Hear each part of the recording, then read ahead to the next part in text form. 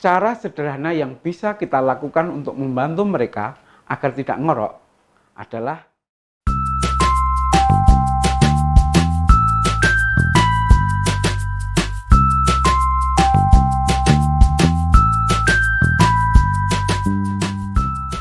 halo teman-teman semuanya, jumpa lagi bersama saya, Muha.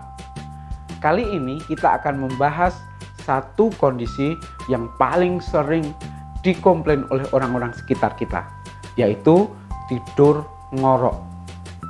Tidak nyaman bukan kita tidur bersama orang-orang yang ngorok? Ganggu banget.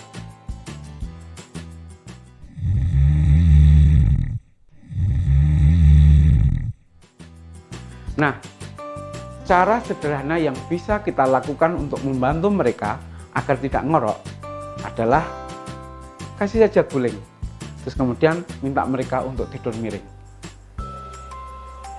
Dengan cara itu, niscaya ngorok yang tadi mengganggu akan sangat berkurang. Demikian yang bisa saya sampaikan. Semoga apa yang saya sampaikan ini bermanfaat, dan sampai ketemu di video-video saya berikutnya.